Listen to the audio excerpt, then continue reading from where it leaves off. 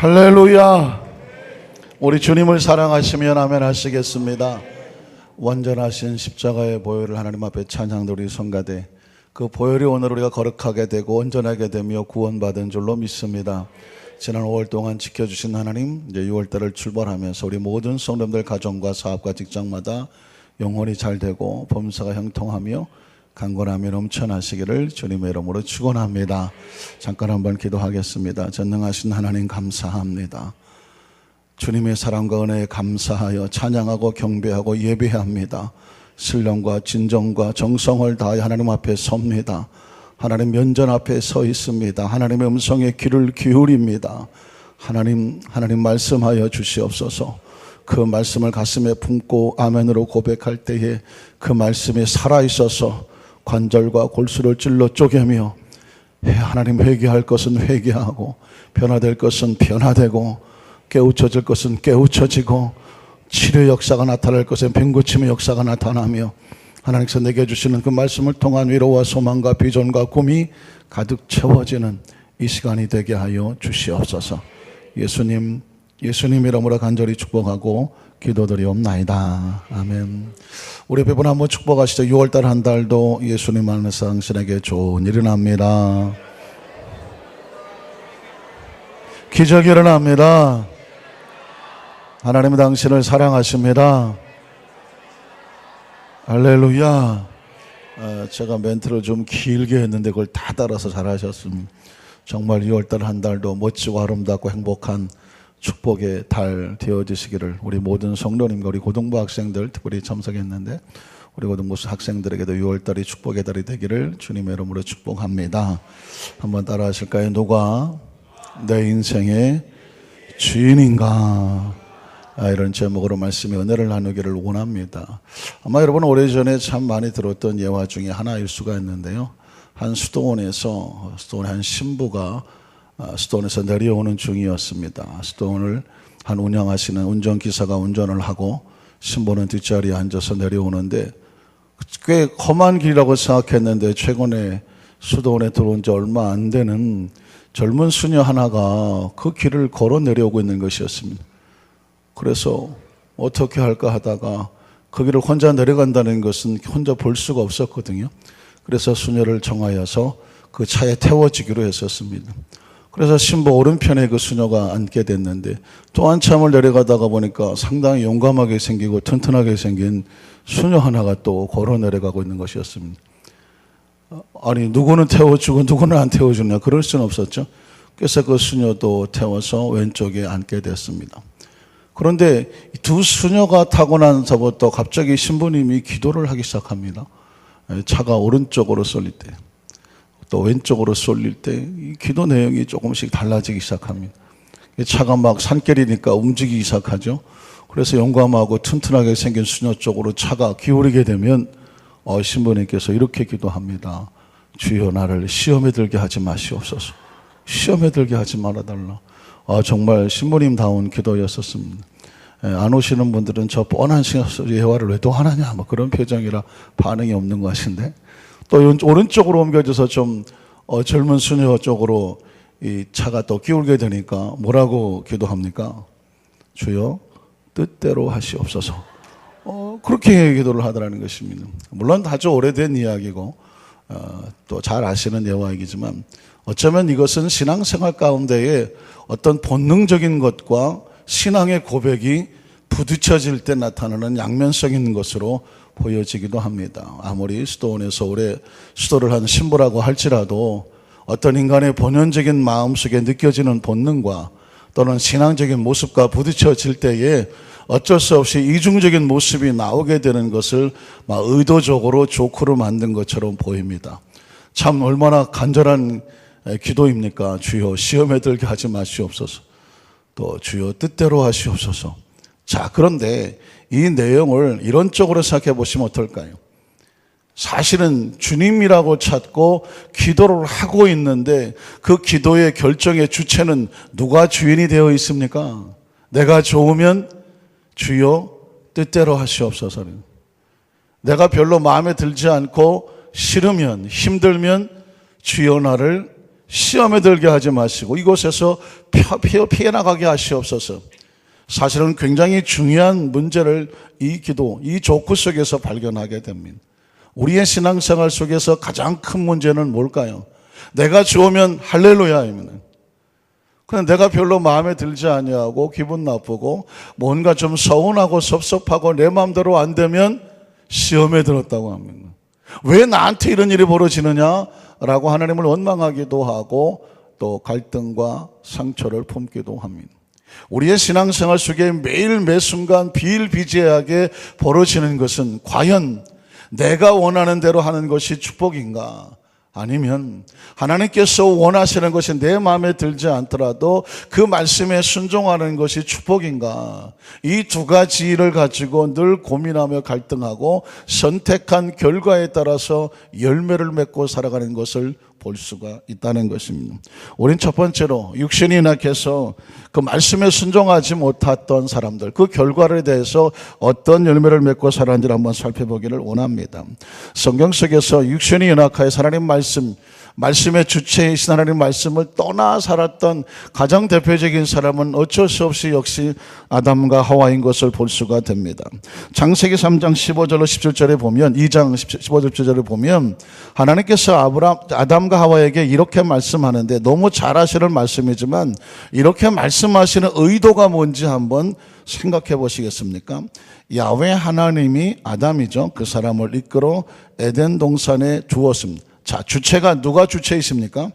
하나님이 아담을 이끌어서 에덴 동산에 두게 하셨습니다. 누가 주인이시죠? 하나님이 주인이십니다. 그리고 그것을 경적하며 지키게 하셨어요. 누가 그렇게 하셨습니까? 하나님께서 그렇게 하셨습니다.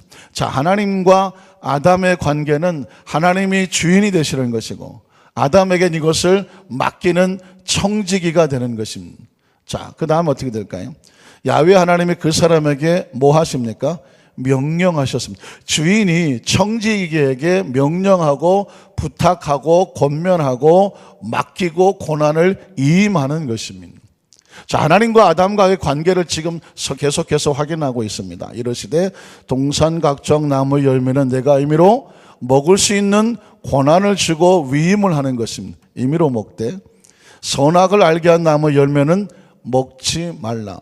해도 좋고 해도 좋지 않은 것을 누가 결정합니까? 주인이 결정하는 것입니다.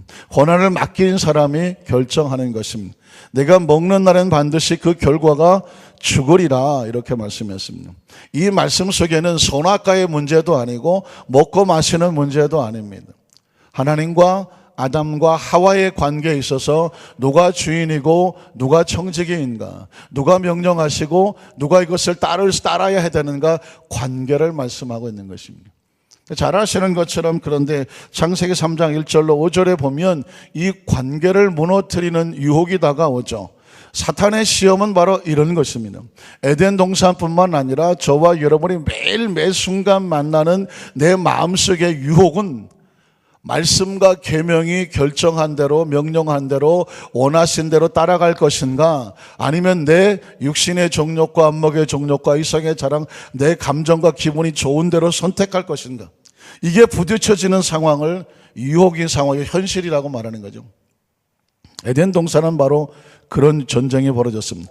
그런데 뱀은 야훼 하나님이 지으신 들짐승 중에 가장 간교하더라. 뱀이 여자에게 물어 이르되 하나님이 참으로 너에게 동산 모든 나무 열매를 먹지 말라고 하시더냐. 하나님과의 관계를 설정하고 확인하게 묻는 것이죠. 여자가 뱀에게 정확하게 말합니다. 동산 나무 열매를 우리가 먹을 수 있다. 하나님께서 우리에게 명령하시고 위임하신 것이다. 그러나 동산 중앙의 나무 열매는 하나님 말씀에 너희를 먹지도 말고 만지도 말라고 금하셨다. 그가 주인으로서 우리의 청지기에게 금하신 것이다. 열매가 너희가 죽을까 하노라 하셨느니라. 그럴 때 뱀이 여자에게 이렇게 말합니다. 너희가 결코 죽지 아니하리라. 하나님께서 아담과 하에 주셨던 주인으로서의 명령, 올바른 관계의 명령이 깨어지도록 하고 있습니다. 뱀이 여자에게 이르되 너희가 결코 죽지 아니하리다. 너희가 그것을 먹는 날에 너희가 눈이 밝아져서 하나님과 같이 되어, 아주 무서운 말입니다. 하나님과 같이 동등해진다는 것입니다. 이 말은 마치 하나님의 주인이고 아담과 하와가 청지기였었는데 선악과를 따먹음으로 말미암아 하나님과 아담과 하와가 무슨 격? 동격이 되는 것입니다. 주인이 없어지는 것입니다. 주인이 없어지고 하나님은 하나님이고 나는 나. 그래서 내 인생은 내 마음대로 선악 옳고 그런 것을 분별하고 판단하고 결정하고 내 마음대로 살아갈 수 있다라고 하는 것입니다. 굉장히 달콤하고 굉장히 멋있어 보이는 말이지만 하나님과의 존재적인 관계가 틀려져 버리고 깨어져 버리고 부서져 버리는 그 표현이 뭐냐면 하나님과 같이 되어라는 것입니다.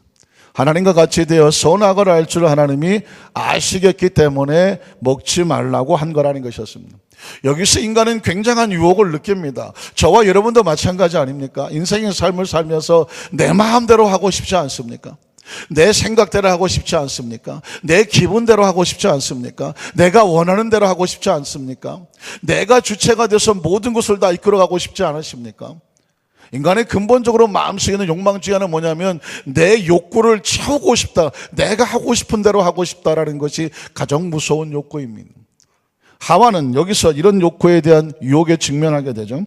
창세기 3장 6절로 8절에 보니까 여자가 그 나무를 본즉 먹음직도 하고, 누가 보기에 먹음직한 것입니까? 내가 보기에 먹음직한 것입니다. 내가 보기에. 하나님께서 선악과를 따먹지 말라, 먹으면 죽으리라고 했을 때 그 선악과에는 하나님의 명령이 있었습니다. 왜 그동안 선악과를 안 따먹었습니까? 하나님의 명령이 있었기 때문에, 계명이 있었기 때문입니다. 하나님께서 그것을 원하셨기 때문이었어요. 내 것이 아니었기 때문입니다. 내 욕망과 내가 원하는 것의 대상이 아니었기 때문이었습니다. 그런데 지금 뱀의 이야기를 듣고 나서 보니까 생각이 달라졌습니다. 내가 주인이 될 수 있고 나도 하나님처럼 될 수 있구나, 내 마음대로 할 수 있겠구나 하면서 내가 보기에 본즉 먹음직도 하고, 내가 보기에 보암직도 하고, 내가 보기에 지혜롭게 할 만큼 탐스럽기도 한 나무. 이미 이 하와는 자기의 생각에 대한 것에 붙잡혀져 있고 그것으로 판단하고 그것으로 결정하려고 합니다. 자, 여자가 그 열매를 어떻게 합니까? 따먹고 합니다. 이 따먹고 어떤 행동을 하게 될 제 주체는 뭘까요? 내 생각에 이것이 옳다라는 것입니다. 신앙생활 할 때 여러분 어떻습니까? 십계명도 알 수 있고 예수님의 계명도 알 수 있고 우리가 성경을 통해서 또 말씀을 통해서 해야 될 것과 하지 않아야 될 것에 대해서 이미 어선풀이, 아니 어느 정도 알고 있지 않습니까? 양심이라는 것도 있고 도덕과 윤리라는 것도 있고 교육받은 것도 있고 여러 가지 사회적인 규범도 있습니다.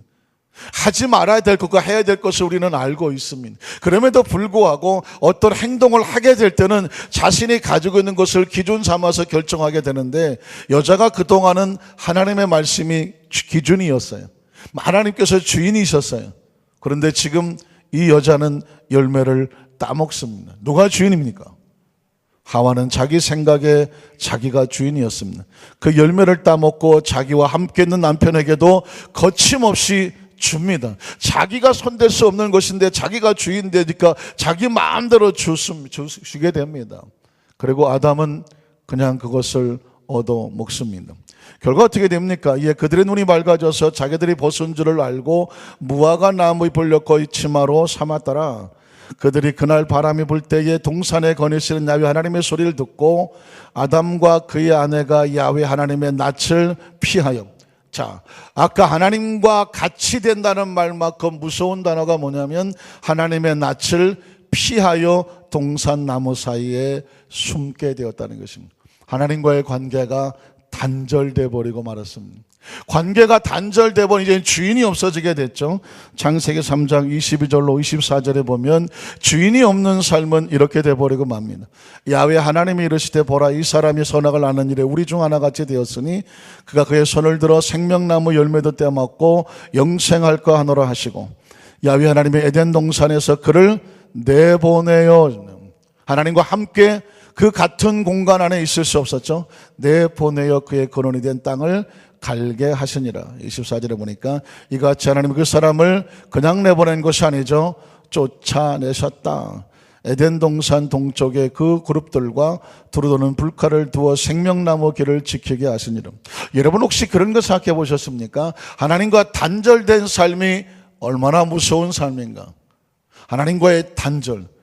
최근에 대만의 한 수의사가 31살 먹은 아주 젊고 예쁜 그 수의사 하나가 개를 안락사시키는 그 약물을 자기 몸에다가 투입하고 자살하는 사건이 하나 있었습니다. 대만 전역이 발칵 뒤집혔고 요즘은 인터넷상에서도 전 세계가 알고 있으니까 저도 그 기사를 보고 굉장히 가슴이 아팠습니다. 31살밖에 먹지 않은 젊은 수의사가 왜 그런 일을 했었을까요? 그 수의사가 한 것은 다른 것이 아니었습니다. 1년 동안 개를 유기견 버려진 개를 700마리를 안락사시켰다는 겁니다. 혼자. 저 밝고 환하게 웃고 있는 31살 먹은 수의사입니다. 그런데 이 개들이 저렇게 길거리에 버려지게 되면 그 보호소에 와서 보호하다가 어느 정도 기간 동안에 와서 누군가 입양하지 않으면 이 개를 안락사시킬 수밖에 없다는 것입니다. 근데 그 안락사시키는 그 일을 이 여자 수의사가 하게 되면 31살 GND 청이라는 수의사인데요.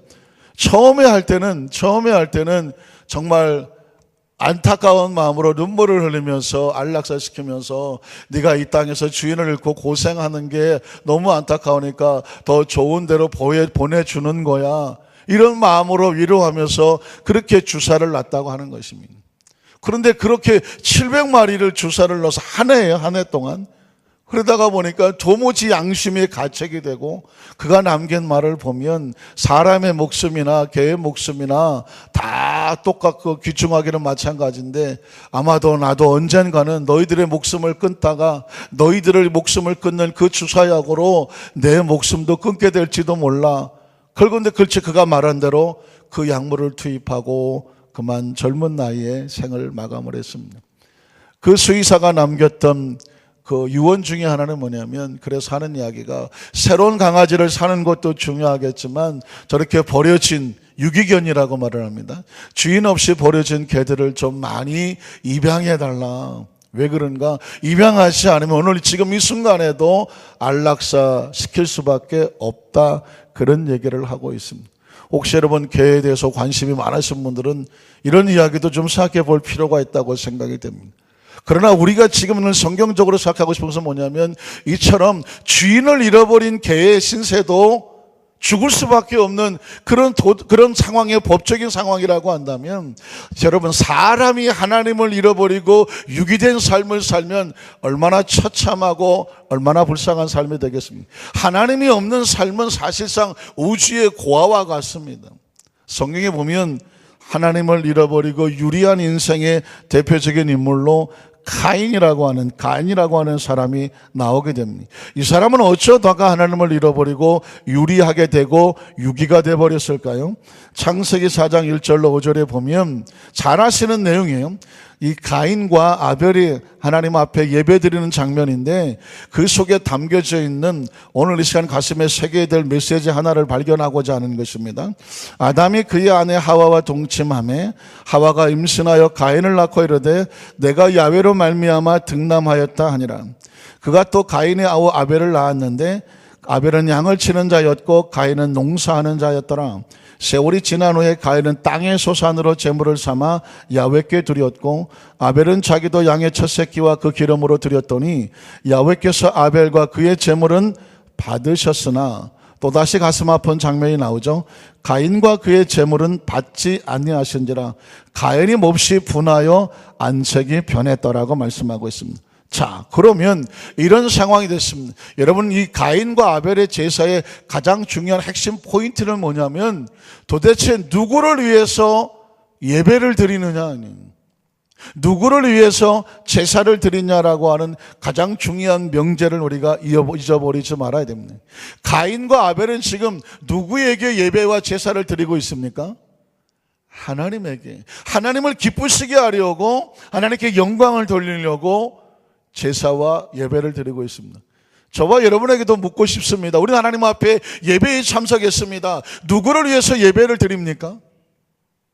누구를 위해서 예배에 참석해 있습니까? 무엇을 위해서 예배에 참석하십니까? 하나님을 기쁘시게 합니다.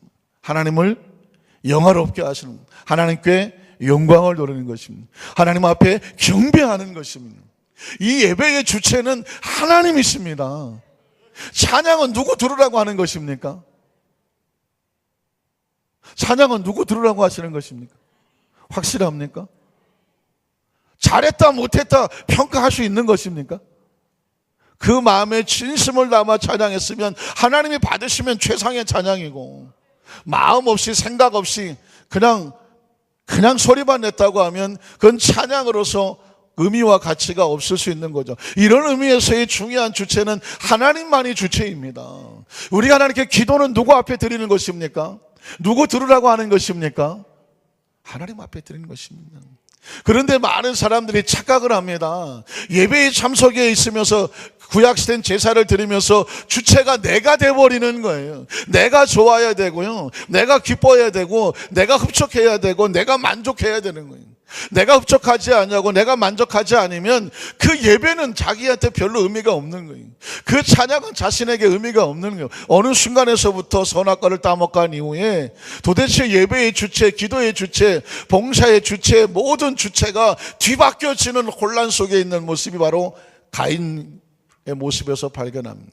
하나님 앞에 제사를 드렸습니다. 그 제사가 하나님을 기쁘게 하지 못했습니다. 그럼 어떻게 해야 됩니까? 다시 기쁨의 제사를 회복을 해야 되죠. 그런데 가인은 하나님 앞에서 하나님의 제사를 받지 않으니까 자신이 기분 나빠했습니다. 예배의 주체가 뒤바뀌어 있는 모습을 발견하게 됩니다. 창세기 4장 6절로 7절에 보면 하나님께서 그래서 가인에게 묻는 것입니다. 야훼께서 가인에게 이르시되 네가 분하고 얼굴에 인상을 쓰고 울그락불그락 하는 것은 어찌 된 것이며 안색이 그렇게 변하는 것은 도대체 무슨 이유이냐라고 묻습니다. 네가 선을 행했다면, 최선을 다해서 예배했다면, 헌신했다면, 봉사했다면, 기도했다면, 찬양했다면, 하나님 앞에서 네가 진실과 성심으로 하나님 앞에 예배의 주체가 하나님 된 것을 고백했다면 네가 어찌 낯을 들지 못하겠냐. 그러니까 우리가 하나님 앞에 잘하느냐가 중요하지 않아요. 최선을 다해서 중심을 들이느냐가 중요한 것입니다. 다른 사람, 다른 교회, 다른 어떤 것 절대로 비교할 이유가 없습니다. 내 중심이 하나님 앞에 최선을 다해서 하나님 우리의 마음을 아시면 그게 최상의 예배가 되고 최상의 기도가 되고 최상의 찬양이 되는 것입니다. 그런데 지금 가인은 최상이 아니었어요. 겉모습은 화려했을지 모르지만 중심이 없었습니다. 요한일서에 보면 가인이 평소 행위가 아주 악했다고 말하고 있습니다. 삶에 하나님이 없으면서 의식만 가지고 제사의 형식을 가지고 왔으니 하나님께서 그 제사를 받으시겠습니까? 받지 않으시겠습니까? 받지 않으셨습니다. 그래서 유명한 말이 하나 있습니다. 교회에 와서 앉아있다고 모두 그리스도인이라고 말할 수 없다라고 표현한 이유는 뭐냐? 그 중심이 하나님 앞에 온전하게 드려지지 않으면 진정한 그리스도인이 아니다라고 하는 말과 같습니다. 결국 하나님께서는 지금 가인이 무엇을 잘못했는지를 깨우쳐 주고 있는 것입니다. 선을 행하지 아니하면 죄가 문에 엎드려 있느니라. 죄가 너를 원하나 너는 죄를 다스려라. 사람이 기분과 감정에 휩쓸리게 되면 마음에 분노가 생기고 여러 가지 맡은 악한 생각이 나오게 됩니다. 여기서 그것이 너를 지배하지 못하도록 하나님의 말씀과 은혜와 은총이 너를 지배하도록 하나님께서 주시는 그 말씀을 가지고 죄의 감정을 누르고 이겨내라는 것입니다.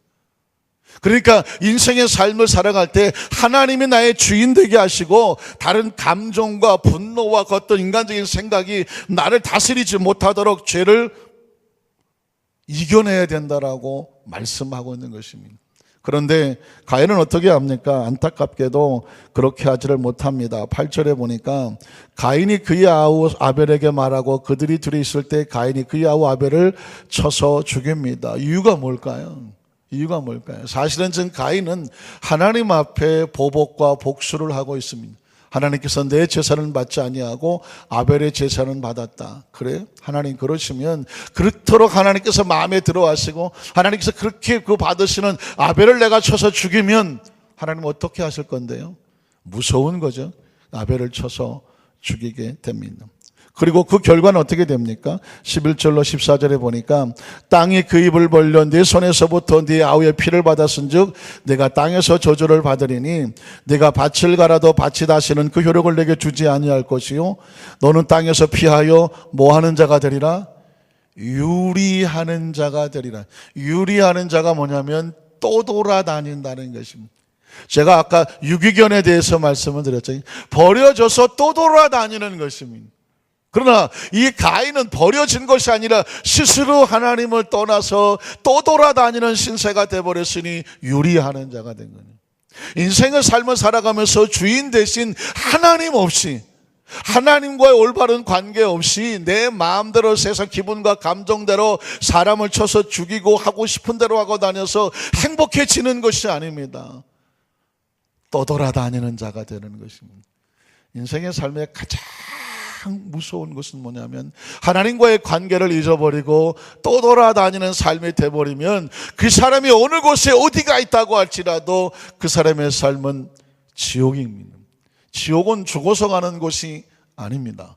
지옥은 하나님과 단절되면 문이 열리는 곳이 바로 지옥입니다. 천국은 죽어서만 가는 곳이 천국이 아닙니다. 하나님과의 관계가 올바로 돼서 하나님 안에 있으면 어느 곳에 있어도 그것을 뭐라고 말할까요? 천국이라고 말하는 것입니다. 우리가 신앙생활하면서 정말 이건 우린 공동체 안에서 이야기입니다. 철저하게 하나님이 주인이 되셔야 돼요. 우리가 봉사하다가 내 마음과 생각이 안 맞을 때도 있습니다. 그러면 마음이 싫죠. 서운함도 생기고 속상함도 생기고 갈등도 생깁니다. 그때 두 사람 간의 갈등을 어떻게 해결할 수 있을까요? 둘 다 어디를 쳐다봐야 되면 하나님을 쳐다봐야 돼요. 우리가 어떻게 해야 하나님을 영화롭게 할 것인가? 하나님을 기쁘시게 하는 목적이라고 하면 우리가 함께 화해하고 용서하고 손잡아서 서로 격려하고 손잡아줘서 칭찬해주면서 하나님이 기뻐하실 수 있다고 하면 우리가 무엇을 못하겠습니까? 저는 지금도 혹시 쌍화차 좋아하십니까? 그 쌍화차에 계란 노른자 띄워서, 물론 올드 스타일이기는 하지만 쌍화차에 계란 노른자 띈 걸 보면 경기 비슷한 걸 일으킵니다. 왜냐하면 제가 좀 옛날에 좀 충격을 받은 게 있었습니다. 빨간 명찰을 타고 동두천 교구장 의정부 성전에 처음 목회를 시작할 때였었는데, 그때는 철야 예배를 새벽 4시 5시까지 하는 거 아시죠? 그렇게 밤새도록 철야 인도를 하고 새벽 예배 설교 준비하기 위해서 잠시 책상에 와서 쉴 때 보면 어느 집사님이 쌍화차에다가 계란 노른 걸 띄워서 너무 애쓰셨다고 차를 한 장씩 이렇게 갖다 놓으시더니 처음엔 누군지도 몰랐어요. 그러면 그 쌍화차에 계란 노른 거 하나 다 그걸 먹는 맛이 얼마나 맛있게요. 그게 참 맛이 있었어요. 그리고 잠시 또 다시 좀 기분을 추스리고 또 새벽 예배를 인도하러 가게 되는 그런 잠시의 휴식인데 너무 감사해. 누군가 이렇게 정성을 나눠서 격려해주고 마음을 전해준다는 것이 참 감사했었어요.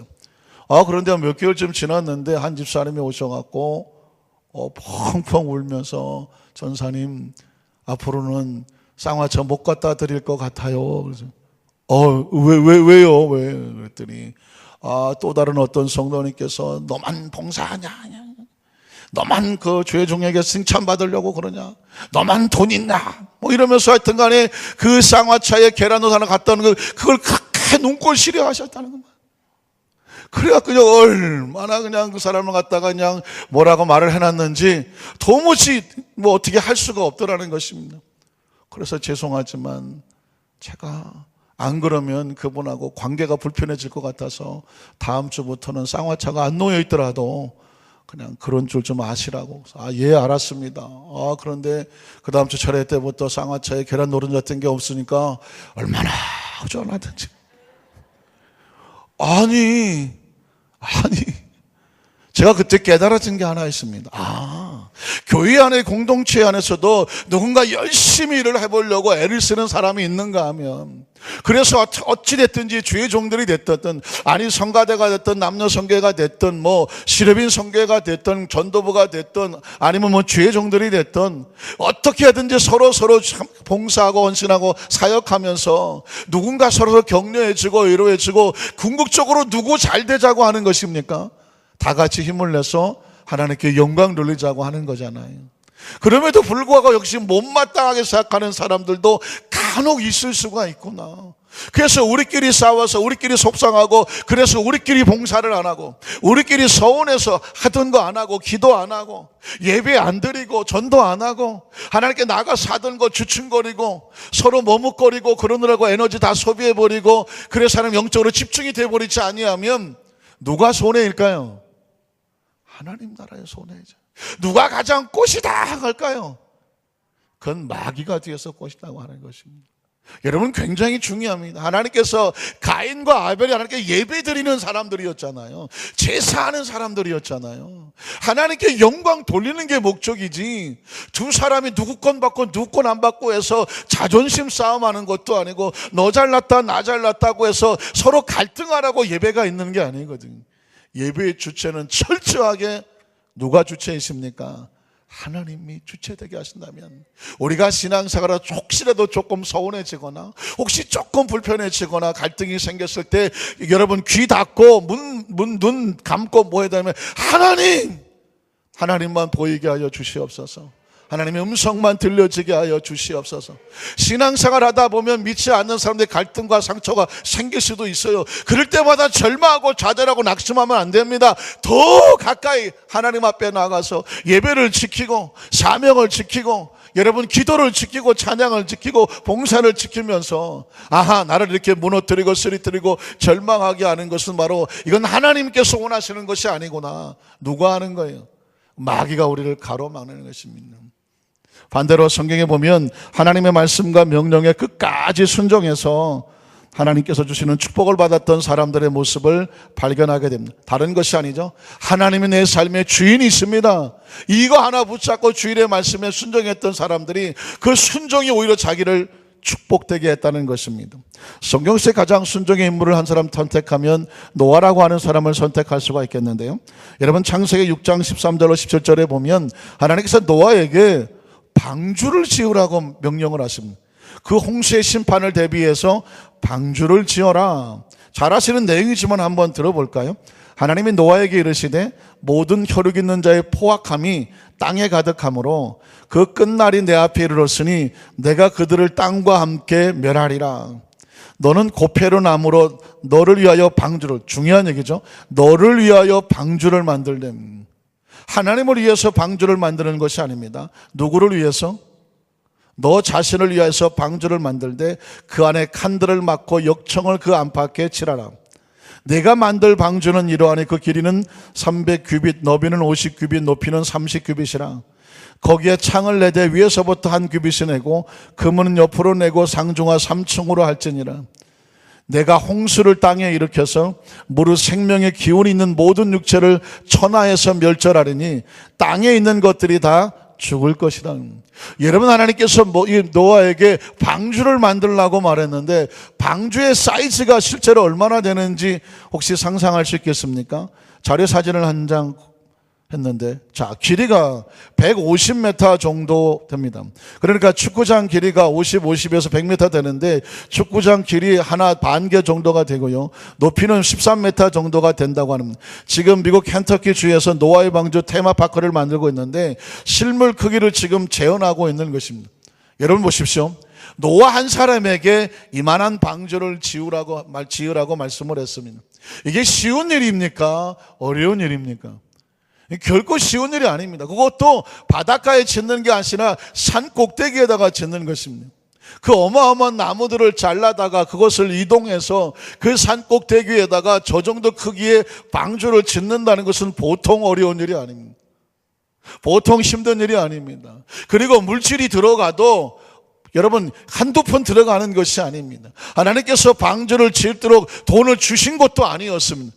너 자신을 위해서 방주를 만들라고 명령만 하셨지 그 다음에 몫은 노아가 하는 것이었습니다. 저 정도의 방주를 지으려면 얼마만한 시간이 지나갔을까요? 일설에 의하면 120년 정도 시간이 지나갔다고 하고, 그리고 노아와 그의 가족들 외에 도와주는 사람도 없었습니다. 물질도 많이 들어갔고 시간도 많이 들어갔고 그 젊은 청춘도 전부 다 그 배를 만드는 데 들어갔습니다. 더 어려운 것은 무엇이었을까요? 그 청청한 하늘의 산꼭대기에서 배를 짓고 있을 때 그 동네 사람들, 지역 사람들이 뭐라고 말했겠습니까? 손가락질하고 저거 돌았다고 그러지 않았겠습니까? 비웃지 않았겠습니까? 그런 힘들고 어려운 일이었었습니다. 그런데 성경은 노아가 어떻게 그것을 감당했을까요? 창세기 6장 22절에 보니까 노아가 그와 같이 하여 하나님이 자기에게 명하신 대로, 주인이 자신에게 명하신 대로 어떻게 준행했습니까? 다 준행했다고 말하고 있습니다. 그러니까 지금 이 일이 얼마나 힘든 건지, 얼마나 많은 돈이 들어가는 건지, 얼마나 많은 시간이 들어가는 건지, 얼마나 많은 에너지가 들어가는지, 이것에 대해서 노아가 하나님 앞에서 계산하고 따지고 거기에 대해서 브레이크를 걸지 않습니다. 성경은 말하기를 하나님이 자기에게 명하신 대로 다, 왜 다 할까요? 그분은 주인이고 자신은 청지기의 삶이기 때문에 준행하였더라 라고 말씀합니다. 창세기 7장 5절에도 똑같은 표현이 하나 있는데, 노아가 야훼께서 자기에게 명하신 대로 어떻게 했더라? 다 준행하였더라. 노아가 방주를 만들었다는 사건이 중요하지만 저는 더 중요한 사건은 그가 다 준행하였다라는 것입니다. 이 말씀 앞에 우리는 놀라지 않을 수 없죠. 창세기 7장 17절로 23절에 보면 이 홍수로 인하여 결국 자신에게 어떤 일이 벌어집니까? 홍수가 땅에서 40일 동안 계속된지라 물이 많아져 방주가 땅에서 떠올랐고, 물이 더 많아져 땅에 넘침에 방주가 물 위에 떠다녔으며, 물이 땅에 더욱 넘침에 천하의 높은 산이 다 잠겼더니 물이 불어서 15규빗이나 오르니 산들이 잠긴지라 땅 위에 움직이는 생물이 다 죽었죠. 곧 새와 가축과 들짐승과 땅에 있는 모든 것들과 모든 사람이 다 죽었습니다. 육지에 있어 그 코에 생명의 기운에 숨이 있는 것은 다 죽었습니다. 그러나 그 지면의 모든 생물을 쓸어버리시니 곧 사람과 가축과 기는 것과 공중의 새까지라 이들은 땅에 쓰러져 버림을 당하였으되, 영어로 밭 그러겠죠. 그러나 오직 노아와 그와 함께 방주에 있던 자들만 어떻게 됐을까요? 살아남았더라고요. 신앙이란 이런 것입니다. 하나님 말씀의 명령에 순종하여 때로 그것이 힘이 듭니다. 그것이 때로 시간이 들어갑니다. 때로 물질이 들어가기도 하겠죠. 때로는 청춘이 다 쏟아지기도 합니다. 신앙은 생명을 걸고 하는 것이니까.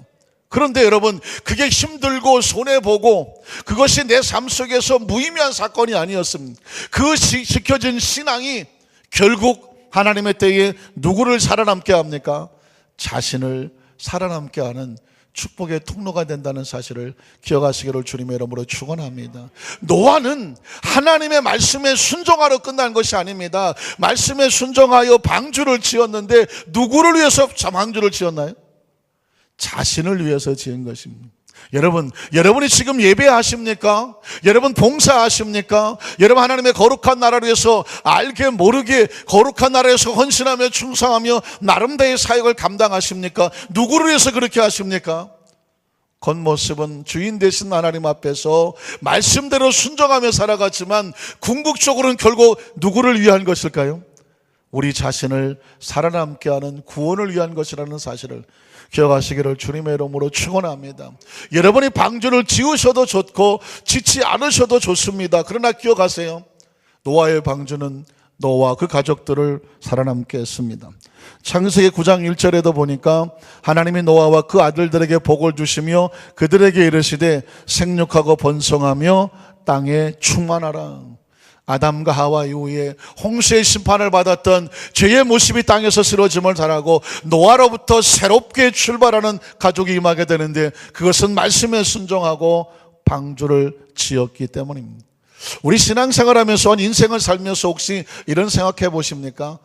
스트레스도 없고 그냥 좀 문제도 없고 편하게 좀 살 길이 없을까? 그러면 좀 인생이 행복하지 않을까? 혹시 그런 생각해 보신 적이 없으십니까? 최근에 조사한 결과 하나를 보면 참 우리가 알아둬야 될 만한 사건 하나가 있는데, 미국 애리나주에 보면 선밸리라고 하는 그런 도시가 하나 있다고 합니다. 이 선밸리 번역하면 뭐 태양의 계곡 뭐 그런 정도 되겠죠. 자, 그런데 이 선밸리라는 곳에 어떤 지역이냐면 미국에서 가장 부자들만 모여 사는 지역이라고 합니다. 웬만한 부자는 명함도 못 내밀고, 그래서 이 지역에는 몇 가지 원칙이 있는데 55세 이하 젊은 사람들은 들어오지도 못하고 55세 이상 그리고 돈이 많아야 되고 그 지역의 모든 것들을 아주 최상의 모습으로 만들어 놓는 것입니다. 자동차도 30마일 이상 달리지 못해서 4, 50km 이상 세게 달릴 수 없게 해서 소음 차 소리가 들리지 아니하고 최상의 의료시설, 최상의 여러 가지 또 놀이시설, 최상의 여러 가지 테마파크 이런 것들을 해서 이 선밸리는 가장 부유한 사람들의 최고의 상징인 지역입니다. 문제는 뭐냐면 이 지역의 사람들이 다른 지역 사람 노인들보다 치매가 발생한 것이 2배, 3배로 치매 발생률이 높았다고 하는 것입니다. 아니 그렇게 부자들만 모여서 따로 사는데 아무 문제도 없을 것 같은 그곳에서 치매에 걸리는 확률이 2배, 3배가 높더라는 것입니다. 그래서 우리 한국의 신경 전문 의사 중에 한 사람이 이시영 박사라는 분이 이렇게 생긴 분 텔레비에서 많이 보셨죠?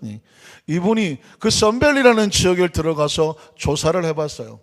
조사를 해봤더니 그 지역엔 정말 기가 막히게 살기 좋은데 다른 곳에는 많은 3가지가 없더라는 것입니다. 3가지가 뭔가 했더니 거기는 스트레스가 없어. 스트레스 서로 주고받을 일이 없기 때문에 아예 스트레스를 찾아볼 일이 없어. 그러다가 보니까 걱정거리가 없어. 워낙 돈이면 다 돈이 많으니까 걱정거리가 없어. 3번째 뭐냐면 변화가 없어. 그냥 그 상태로 있어. 그런데 그 3가지가 없는 게 치매를 발생하게 하는 가장 무서운 원인이었다는 것입니다. 스트레스가 없고 걱정거리가 없고 변화가 없으니까 머리 쓸 일도 없고 신경 쓸 일도 없고 사람들이 그냥 무슨 따뜻한 물속에 있는 깨구리 모양 그냥 편안하게 죽어가고 있는 것이었어요. 이 신경 전문의 의사가 이런 말을 합니다. 우리에게 다가오는 여러 가지 스트레스와 여러 가지 걱정거리와 변화되는 이 사건들은 하나님께서 우리로 하여금 치매에 걸리지 아니하도록, 치매에 걸리지 않도록 더 머리를 쓰고 신경을 쓰고 우리의 삶 속에 더 건강하게 살아갈 수 있는 그게 놀라운 축복의 통로였다는 것입니다. 이건 성경에 있는 얘기가 아니라 정신경 전문의 의사가 그렇게 발표를 하고 있는 것입니다. 말씀을 정리하기를 원합니다. 사랑하는 성도 여러분, 하나님께서 우리에게 주인이 되시고 우리는 그분이 만드신 청지기와 같습니다.